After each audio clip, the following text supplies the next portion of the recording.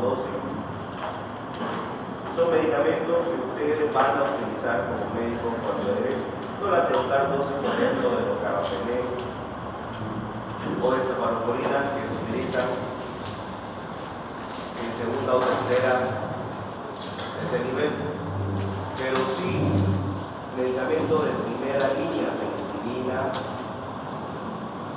Yo lo voy a ir avisando conforme vamos viendo qué medicamentos, pero de este grupo no quiere decir que no es necesario aprenderse las dosis.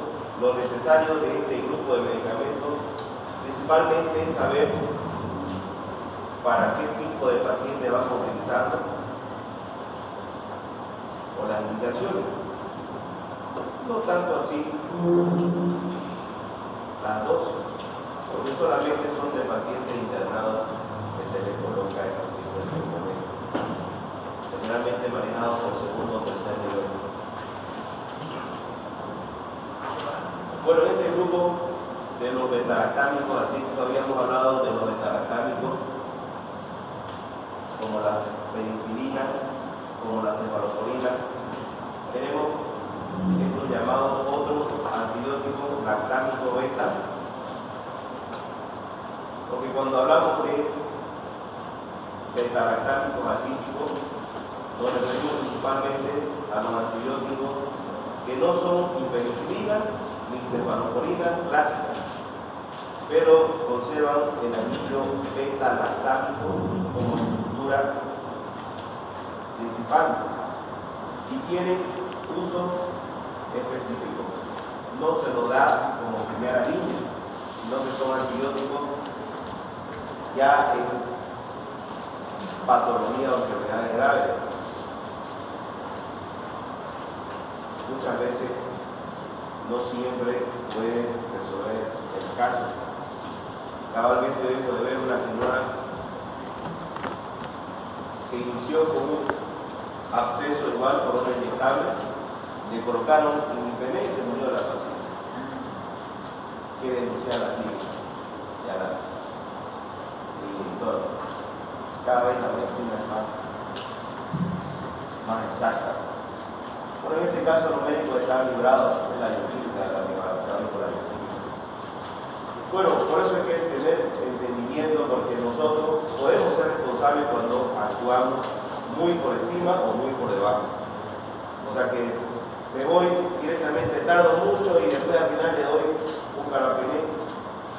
Yo siempre inicio conforme vamos viendo la guía y conforme vamos viendo los medicamentos.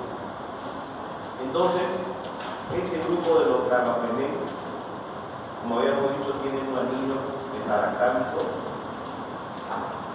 lo que los hace susceptibles o resistentes a cierta beta-lactamasa, a ciertas bacterias que van a liberar beta-lactamasa y no va a hacer absolutamente nada del medicamento. Entonces, este tipo de medicamentos incluye principalmente dos grupos, los carbapenem y los monobactarios. Como se puede ver, los carbapenem tenemos en este grupo el imipenem, meropenem, principalmente los dos se utilizan bastante, muy utilizados en pacientes internados. Luego el dolipenem, el carbapenem no son muy, pero principalmente el primero y el segundo son muy utilizados. Luego tenemos los monobactarios como el asquilonam de este grupo, que va a ser que principalmente vamos a hablar. Como habíamos dicho, estos tipos de medicamentos, de igual manera que el grupo de las bacterias que van a ir tras de la pared, su mecanismo de acción de este grupo de medicamentos es inhibir la formación de la pared bacteriana, pero estos son más selectivos gram negativos. Siempre hemos dicho que los gram negativos generalmente son más fuertes que los gram positivos, son más graves si lo vemos de esa manera.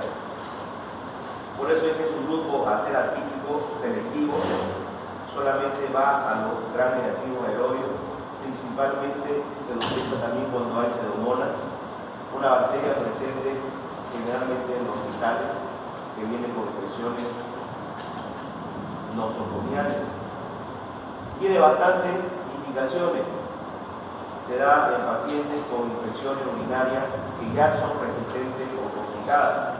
En toda infección urinaria, nosotros iniciamos según los esquemas con antibióticos de primera, segunda generación, como la cipro, fluoxacina, que ahora vamos a ver más adelante. Luego vamos avanzando a moximazclavulánico, y ya cuando el paciente es reincidente, tiene cronicidad o cada vez le viene, es muy común la infección urinaria, principalmente en mujeres, por múltiples motivos. Ya nosotros generalmente hacemos cultivo de orina más antibiograma. Ya vemos que a veces no tenemos más opción que llegar a este medicamento de la clonal. También igual en infecciones respiratorias por gram negativo, cuando es una alternativa a pacientes que están graves y ya se necrotoxia para cefalorina principalmente. Bueno, la dosis 1 o 2 gramos cada 8 horas, la vida son cada 8 horas. Cada 8 horas.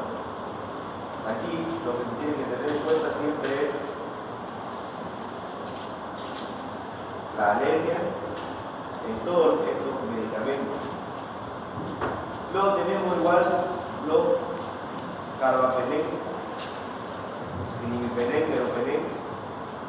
El imipenem generalmente se comercializa con su combinación imipenem-cilastatina, como se ve acá. La cilastatina no viene generalmente sola, porque hemos dicho en la anterior diapositiva que este grupo igual tiene bastante resistencia a la beta-lactamasa, o sea que bacterias que liberen beta-lactamasa lo va a destruir. Por lo tanto, se va asociado con la cilastatina, como se puede ver aquí, el veneno cilastatina ya se está asociando. Este es un fármaco, la cilastatina, que inhibe la degradación del veneno.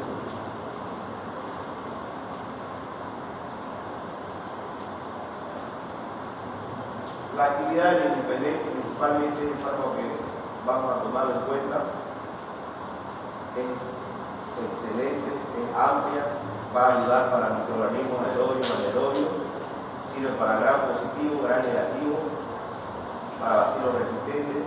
Igual como el grupo de los beta-lactámicos va a ir sobre la pared bacteriana, principalmente cuando haya resistencia a la beta-lactamasa. Cuando se lo da combinado con la cilastatina, que ya es una molécula, digamos que mejorada, la combinación más que todo se da porque el medicamento se ha demostrado que se degrada en el túbulo renal. Por lo tanto, esa combinación de imipenem-cilastatina evita esa degradación.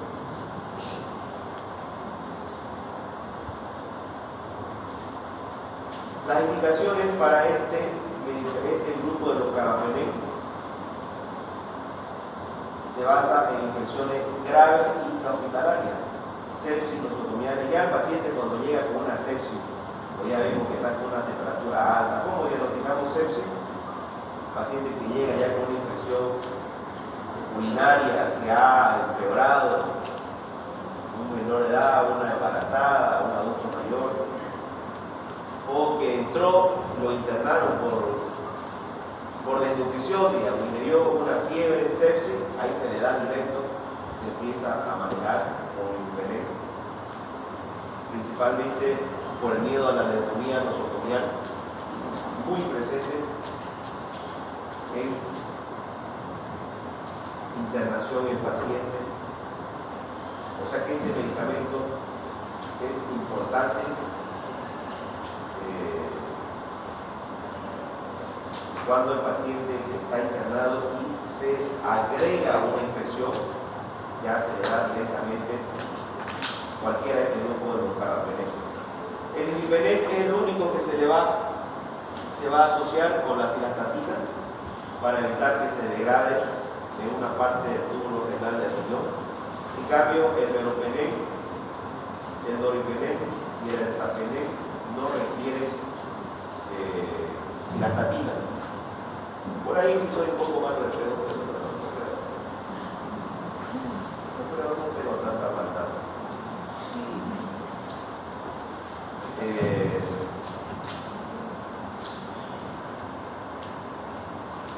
De este grupo de medicamentos, aquí tenemos la dosis, 500 miligramos, meropenem 1 gramo. Como les he dicho, generalmente son medicamentos de instalación, no lo van a ver. Si quedan como médicos generales, es muy difícil que lo receten, casi imposible, pero siempre es bueno saberlo. Nadie sabe que un día trabaje en un hospital de segundo nivel por allá por Guaray o por esos lugares donde no hay más médicos, y no tiene que ser de todo, ¿vale? Pero de todos modos, siempre sabiendo que hay guía y lo basamos en guía. De todos estos grupos, los carbapenem, estos grupos son los más potentes, son los medicamentos más potentes de infecciones graves multiresistentes. Ya podemos decir que de la mayoría es una de las últimas salidas. Hay otros no más potentes, pero más o menos a ese nivel de potencia. Nos estamos hablando de que las bacterias más graves que nosotros vamos a ver en la práctica media son las bacterias nosoconianas o intrahospitalarias. Las que el paciente ingresa al hospital por cualquier enfermedad, por qué sé yo, una bronquiolitis, algo viral, y le agregamos y se hace una sepsis, ahí ya actuamos con antibióticos. De hecho, en la época de COVID bastante se utilizaba, pero como era un virus, no servía para absolutamente, no ayudaba. Era un gasto. Pero igual había que darle lo que sea, tampoco le va a dar paracetamol, que es tan solo al paciente. Así que se le metía el imipenem, macilastatina, meropenem al paciente. Porque los cultivos, obviamente, todo era pobre. Los cultivos, no había cultivos, digamos así. Estaba claro. ¿Los virus se pueden cultivar? No. No se puede, lastimosamente, son las bacterias. Se hacía cultivo igual, pero no se encontraba COVID. Solamente había las pruebas que después llegaron a esas pruebas rápidas que después ya llegaron a otro tipo de pruebas que eran un poquito, pero igual nunca hubo un tratamiento específico. Bueno, tenemos igual los monobactam, habíamos dicho que son específicos a gran negativo. Son más seguros en alergias. Cuando se da conjuntamente con un inhibidor de beta-lactamasa, protegen más a estos beta-lactámicos y amplían su vida útil de otros beta-lactámicos. Bueno, ¿qué son los inhibidores de los beta-lactámicos? Inhibidores de la lactamasa beta, como se conoce. Ciertas moléculas, habíamos dicho, ciertas moléculas inactivan a través de la lactamasa beta o destruyen el antibiótico. Para eso nosotros utilizamos otro tipo de sustancias antibióticas para evitar que esa destrucción sea efectiva, utilizando antibióticos como el ácido clavulánico. El ácido clavulánico sí se absorbe muy bien, nunca va suelto, nunca será solo. Vamos a ver, como vimos, combinaciones con la amoxicilina más ácido clavulánico. Es muy bueno por vía oral. También se puede administrar por vía parenteral en algunos casos. Muy buena combinación con la amoxicilina, le da más potencia, porque es igual un antibiótico, pero que alarga, protege a la amoxicilina de la lactamasa beta. Como dice aquí, es un inhibidor suicida de la lactamasa beta producida por gran positivo negativo. También tenemos el sulbactam. Este no se lo utiliza mucho, pero igual está en penicilina. También está combinado con ampicilina, cefalosporina. Este viene en combinaciones intravenosas e intramusculares. La ventaja del ácido clavulánico, que viene vía oral, y nosotros podemos dar siempre por orar al paciente mientras que pueda discutir. También tenemos otro que se llama Avivartán. Solamente este se combina con ceftazidima, no se utiliza bastante. Y aquí en los tres enlaces neurálicos es el que más lo van a recetar, lo van a ver, y está en varias guías. Bueno, y un poco, le voy a pasar una foto, no se ve en la foto, para que ustedes estudien de todos los antibióticos que se tienen que aprender. No están todos ahí, pero están casi los más importantes. Están los beta-lactámicos, aquí arriba, con la penicilina, la cefalosporina, están los aminoglucósidos. Obviamente, eso es lo difícil de esta materia, tiene que aprenderse cuántos fármacos en el segundo parcial. Y todavía vienen los aires, que son otros, con todo así como esto. Eso es lo difícil, aprenderse las indicaciones. Y obviamente yo le doy para qué sirve más o menos, tampoco le voy a preguntar. Pero sí, de alguno vamos a hacer antes del examen un repaso de los medicamentos. Que sí o sí le voy a preguntar, algunos de las dosis que sí o sí la tienen que saber, y otros por lo menos que sepan a dónde van dirigidos. Pero igual cuesta al principio mucho más porque obviamente toda la información que van a tener que ir adquiriendo generalmente la pueden asociar a través de, la pueden haciendo a través de grupos, como grupos de beta-lactámicos, inhibidores de la pared, los inhibidores de la síntesis proteica, la forma en que va escribiendo la bacteria, así lo van agrupando de acuerdo a lo que ustedes van a ir aprendiendo.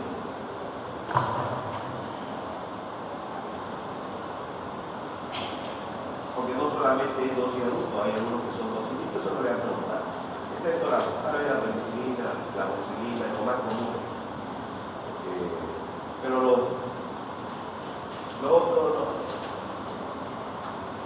Algunos que se utilizan.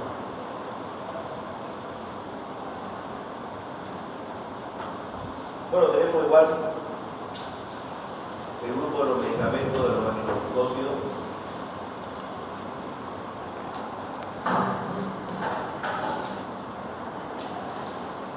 Vamos a ver de los aminoglucósidos del grupo. Estos son antibióticos bactericidas igual, que actúan contra bacterias gram negativas y algunos gram positivos. Esa es la diferencia principal con relación al grupo de los beta-lactámicos que hemos visto. Ya tengo otro grupo de antibióticos. Generalmente, cuando es en combinación, actúan principalmente en gram positivo, pero solo, suelto, principalmente bacterias gram negativas. Este grupo de medicamentos igual lo vamos a utilizar en infecciones como sepsis grave, endocarditis y en infecciones urinarias complicadas, generalmente utilizado por vía parenteral, intramuscular o endovenosa.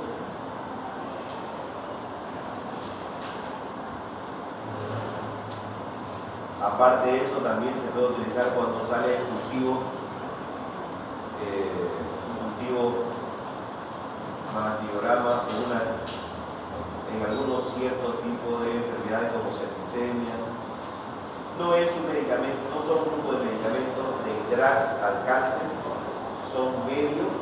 Podemos decir que si hablamos de los grupos, están después de la penicilina, vienen estos de acá. Se la juegan entre medio de la cefalosporina y están ahí. Después vienen los carbapenems, si hablamos de potencia, de cobertura. No son de primera línea, por ejemplo, en neumonía, meningitis, peritonitis, no son de primera línea, pero se lo utilizan. ¿Qué es lo que va a caracterizar este grupo de medicamentos? ¿Por qué no son de primera línea? Por los efectos adversos. Sí o sí, esto va a estar. Todo este grupo de medicamentos produce gran ototoxicidad. Lo vamos a ver después, nefrotoxicidad, bloqueo neuromuscular. O sea, sus efectos adversos lo hacen medicamentos que no sean de primera línea, sino de segunda o tercera línea, en algunos casos. Tenemos la gentamicina, tobramicina, micacina. La gentamicina, micacina, streptomicina son, digamos, los más conocidos de este grupo. La gentamicina la van a utilizar bastante. La neomicina en forma de crema asociada. Bueno, ¿cómo actúan? ¿Cuál es su mecanismo de acción? Como habíamos dicho, nosotros vamos a ir asociándolo.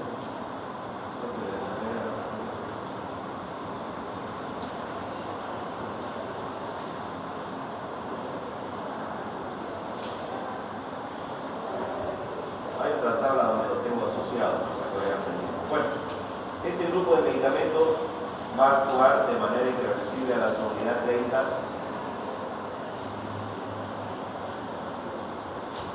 Inhibiendo la síntesis proteica hasta dar la muerte celular. Esta parte de los mecanismos de acción, muy rara vez se le pregunto, pero a veces, ¿para qué le voy a decir que no? Es bueno saberlo, pero más me interesa que sepan indicaciones, dosis en algunos casos, porque el mecanismo de acción pasa farmacología y nunca más lo van a ver.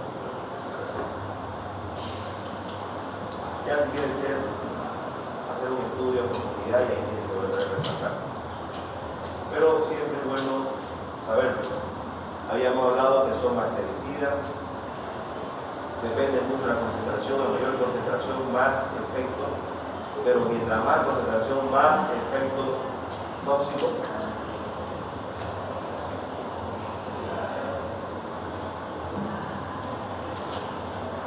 ¿Cuál es la característica de estos medicamentos? Habíamos dicho la nefrotoxicidad, que generalmente es reversible, o sea que puede volver. Nefrotoxicidad en el riñón, estamos hablando de que cuando se da a dosis alta o de uso prolongado, el paciente empieza a subir generalmente la creatinina, que es un mecanismo que nosotros nos guiamos que está fallando el riñón. Por eso es que este medicamento, cuando se lo receta, se saca también una prueba de laboratorio para ver si no estamos produciendo nefrotoxicidad. Tenemos la ototoxicidad, que generalmente es irreversible, que quiere decir que ya una vez que daña el oído o el equilibrio, el paciente no va a volver. Por eso es que este grupo de medicamentos tenemos cuidado al recetar. Y el bloqueo neuromuscular, que es raro, de este grupo de efectos adversos, generalmente viene el paciente con miastenia grave, en problemas neuromusculares. O sea, el paciente va a tener problemas en los movimientos, por ejemplo, así. Es muy raro.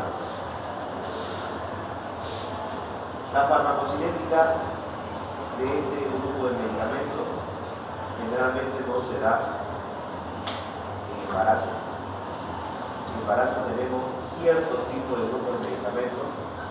En embarazo siempre se tiene que tener cuidado con cualquier medicamento que tenemos, con cualquier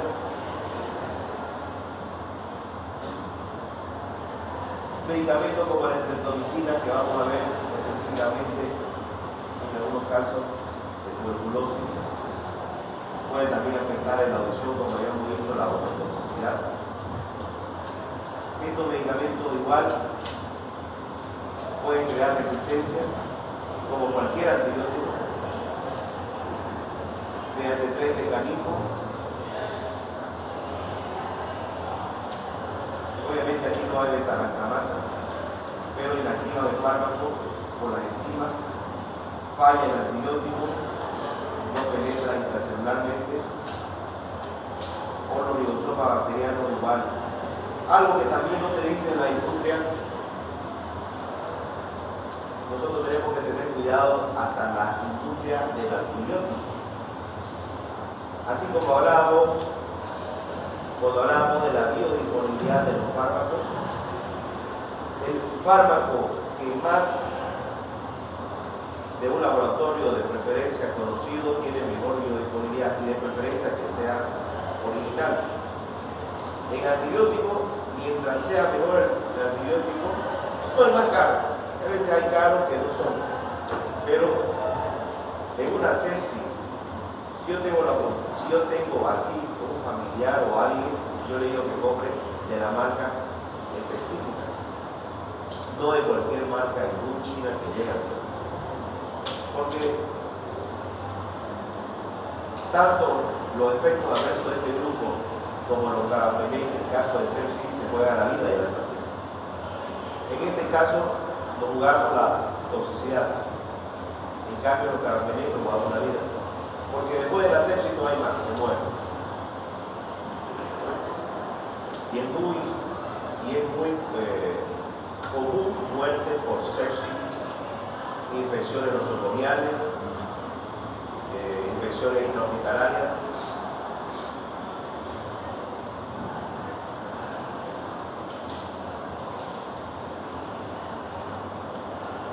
Bueno, en primer lugar vamos a ver lo que es la gentamicina. La gentamicina va a ser el fármaco que más lo van no utilizar a nivel como la penicilina, la amoxil, pero se lo utiliza bastante.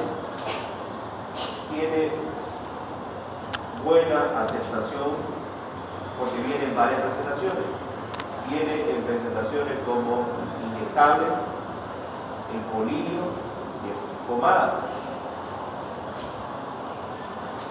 Inyectable, intramuscular, intravenoso, cada 8 horas. Su espectro bacteriano, principalmente gran negativo, aerobio, algunas enterobacterias que están en el sistema digestivo. Cuando ahí nosotros podemos utilizar en pacientes con diarrea, si no tolera la vía oral, es una buena alternativa a la gentamicina. Tenemos también combinación cuando el paciente está con pseudomonas. La pseudomonas es una de las bacterias más fuertes. Sepsis, endocarditis, sepsis principalmente cuando hay cultivo, no lo damos así nomás. Como hay medicamentos que nosotros lo damos a riesgo hecho preventivo, profiláctico, no lo damos así.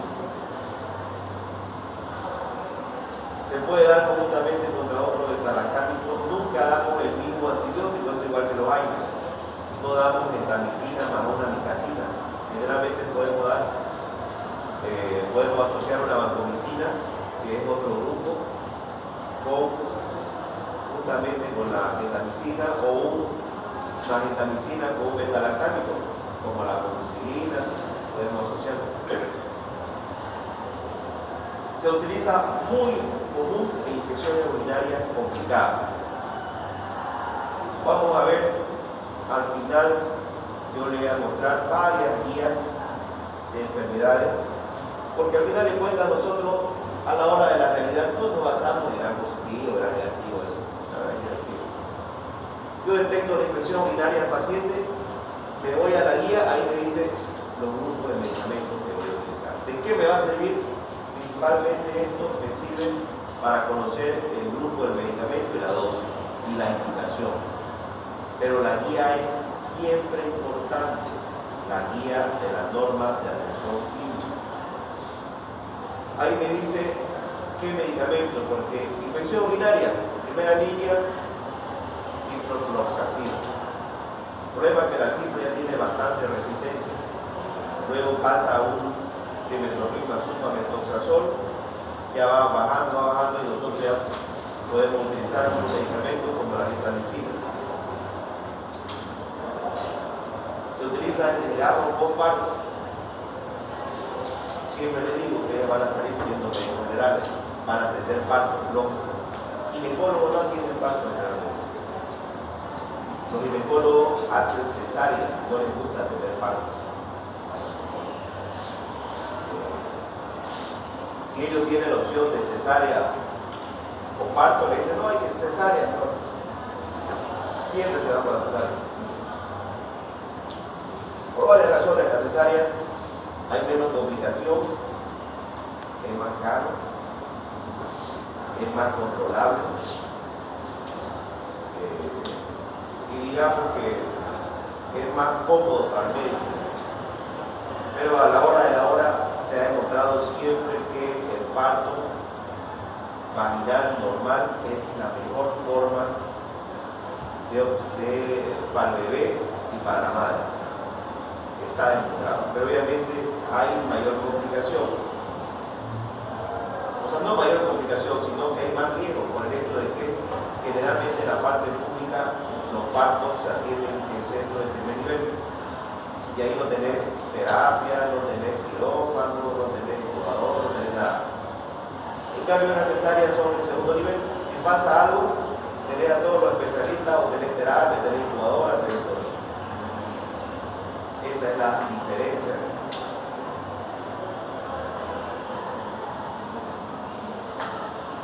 Luego tenemos la amicacina como otro grupo de medicamentos también muy utilizado.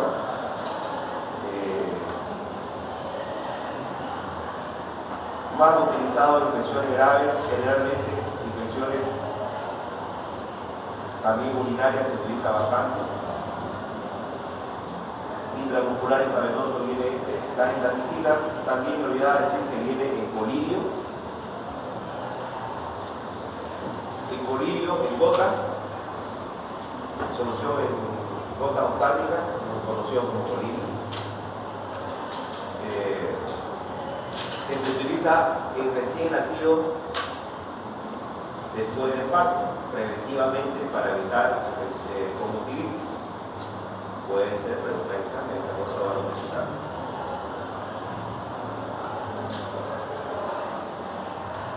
La amicacina igual tiene uso en gran negativo multiresistente. Podemos decir que su espectro es un poquito más avanzado que la gentamicina, o sea que cubre un poco más de bacterias.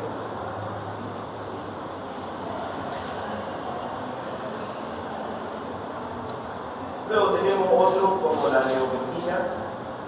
Este viene en crema. Se usa para infecciones de piel, pero viene asociado a bacitracina. No viene solamente neomicina, viene neomicina más bacitracina en cremita para infecciones de piel. No se está dando mucho por vía oral, más que todo en crema. Ya tenemos otro como la cobramicina que no se utiliza mucho, pero viene igual en colirio, puede venir en crema. Este sí se utiliza la streptomicina, pero solamente en pacientes según la fase y la guía de micobacterias de tuberculosis, solamente en tuberculosis. La neomicina, me olvidaba decir, es muy tóxica cuando se da por vía oral. Por eso es que ya no se limitó el uso solamente, principalmente para vía tópica. La streptomicina antes se utilizaba, ya no mucho, para la peste, endocarditis, tularemia, en combinaciones, pero actualmente hay otras moléculas, otros antibióticos mejor, así que solamente lo dejamos para micobacterias de tuberculosis y para tuberculosis. Que vamos a ver un tema específico de tuberculosis y ahí vamos a aprender todo el grupo de medicamentos, que sí hay harto tuberculosis. Tuberculosis todo el tiempo va a haber. Siempre van a haber pacientes tuberculosos.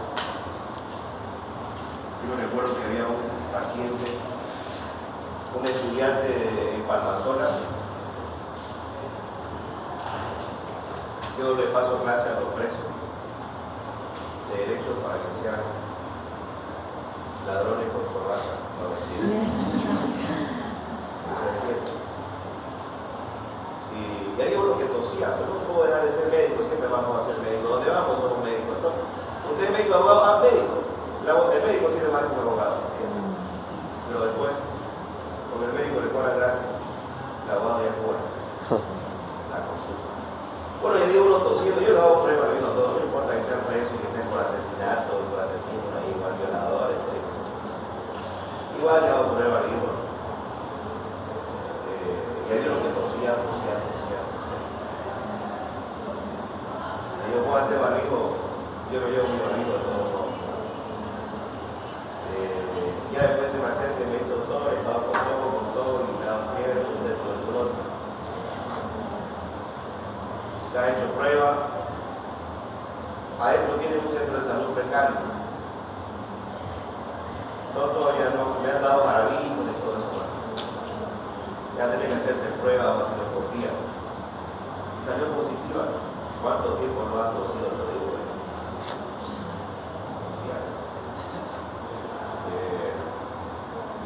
ya hizo tratamiento, cerraron, 2 días cerraron para la persona.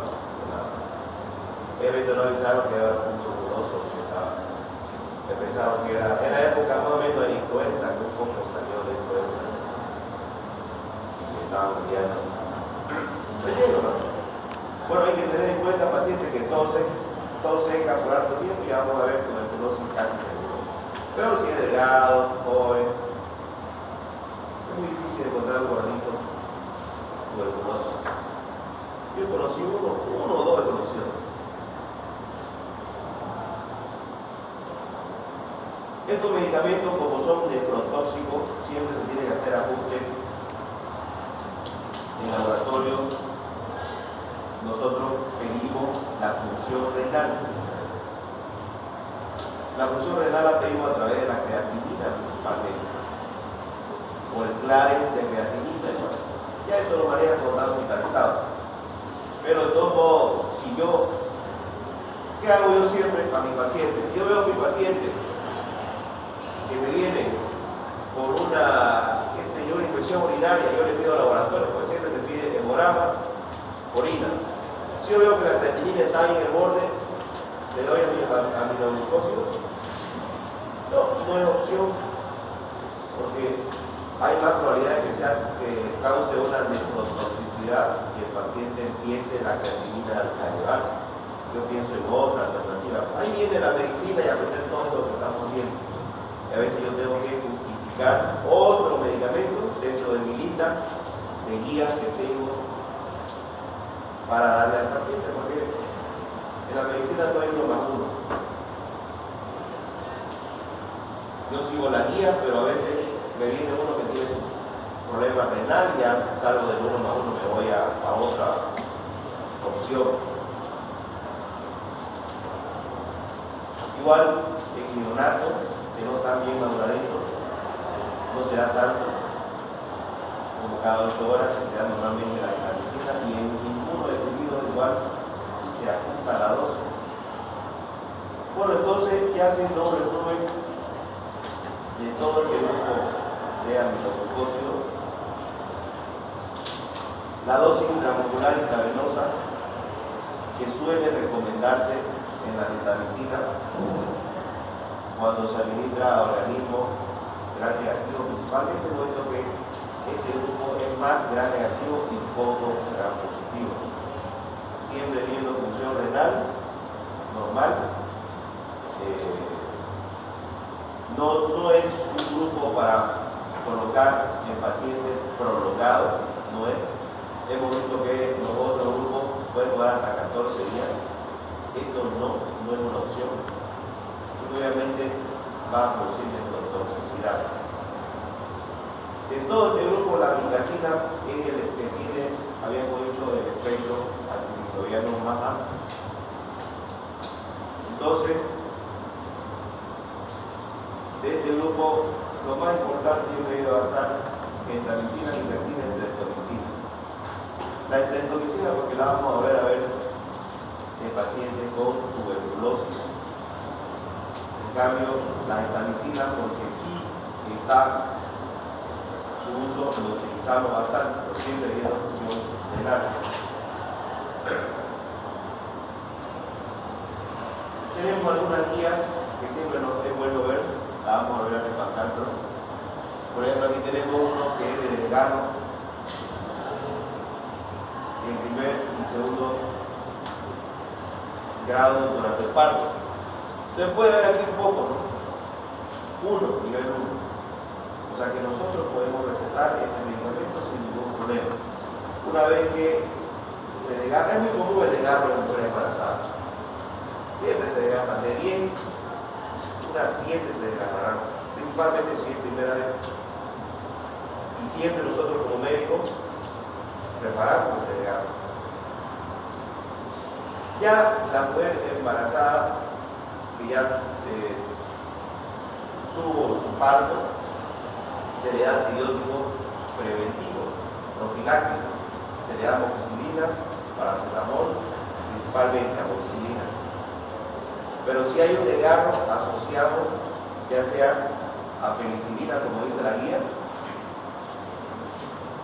pero el problema es que cada 4 a 6 horas durante 7 a 14 días, y la gentamicina igual,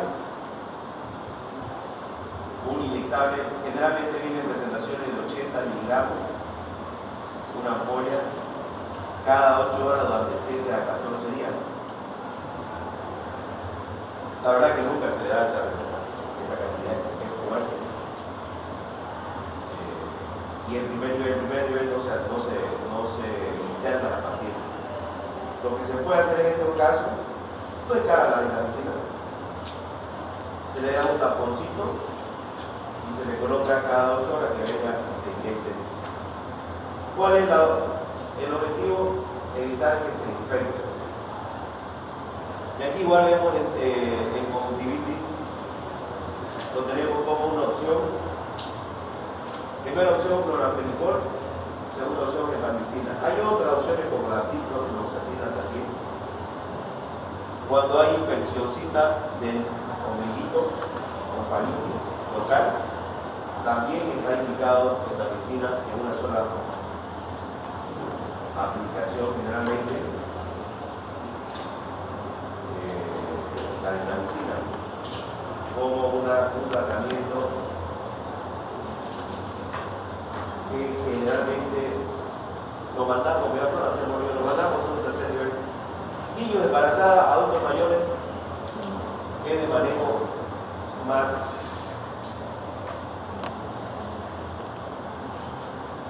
hay que tener con pinza en esos casos. Bueno, vamos a ver los inhibidores de la síntesis proteica de la proteína y otros agentes antibacterianos. En este caso tenemos un grupo de los medicamentos que inhiben la replicación y la transcripción de la proteína en el ribosoma, como la tetracyclina, cloramfenicol, macrólido, nicosamida, estreptogramina y la oxalidonas. También vamos a ver otro como el metronidazol, vasopresina, principalmente, y otro grupo que van a estar en la pared, el fármaco que actúa a nivel de la pared celular, pero vamos para la siguiente clase lo vamos a ver. El grupo de práctica se queda